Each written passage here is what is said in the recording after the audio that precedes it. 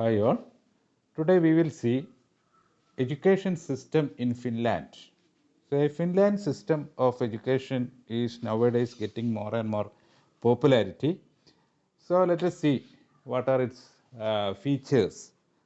So this Finland is a very small country with lesser population, and they are considered as number one in among the Western countries in education, and they get catch up with the Asian countries in mathematics and science, and they are making so much reforms in the field of education. So let us see the features. The age of entry to a school is 7 years. Here we have completion of age of 6. There it is 7, and they have to complete 9 years of compulsory education for all children. That 9 years is compulsory school education, and beyond that period, that is an age of 16, education is optional. There is a 3-year diploma program, which is a common program there, and by that students can uh, join for, and that diploma is mainly a vocational program, job oriented program, and students can uh, go with that vocation, or they can appear for a common matriculation examination. That is the only one standardized test followed in Finland. No other test at other stages.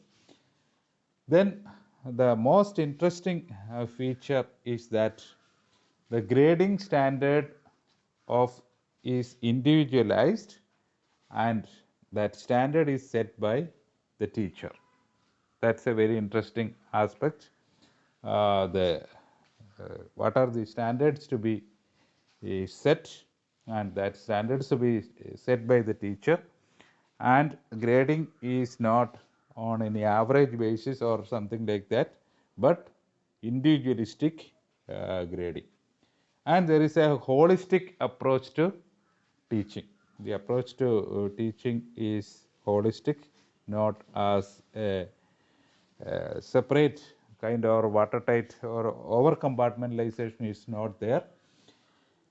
And cooperation of institutions, cooperation of students as giving high priority, no competition between, because all institutions have equal status. There are no difference between, such as here government aided, unaided, public schools, etc. All institutions or all schools have same status, and no competition or no grading of institutions. These are having A grade institutions, these are B grade institutions, these are C grade. No such gradation in case of institutions is there. And the class time or the school time and class time periods, all these have some more flexibility, we can see. The school time usually 9 to 2 or 9:45 to 2:45. So the time is comparatively less, and they have only couple of periods daily, and the periods are longer.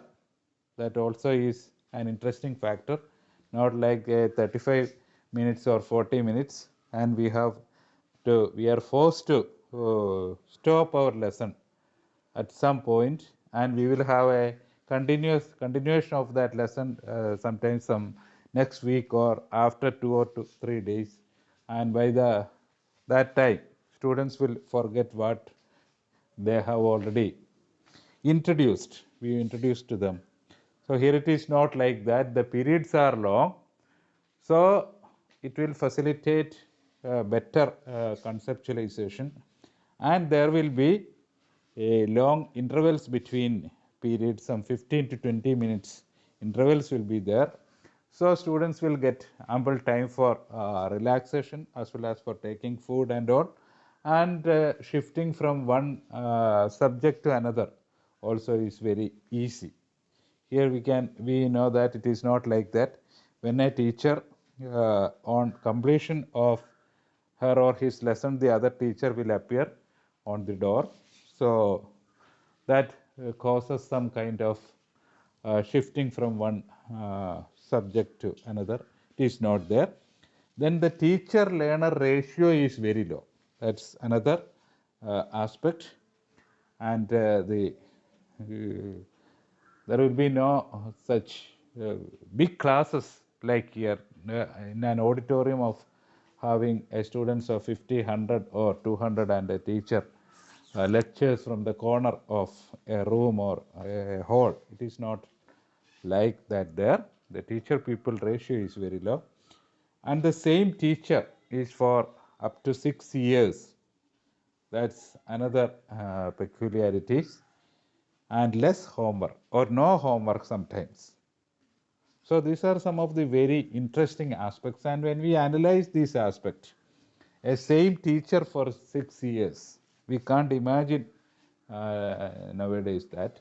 So on these all these things we can see some glimpses of our Gurukula system, where teacher pupil ratio is very low, and same teacher, because the teacher should know the learner very well, all the capacities and weaknesses of the learner, and also all work is related with their life activities, and there is no separate homework. If homework is given, recently the education is from Finland says that it shall be maximum for 10 minutes, or sometimes there is no homework, because home is not the place to work something with education. That should be done at school. So home is the place, or outside the school is the place for the children to interact with family members and other members and activities in the society, because they have to be developed as social beings. So these are some of the very interesting features of Finland's system of education, which is considered as a very successful model. So thanks for watching this presentation. Thank you.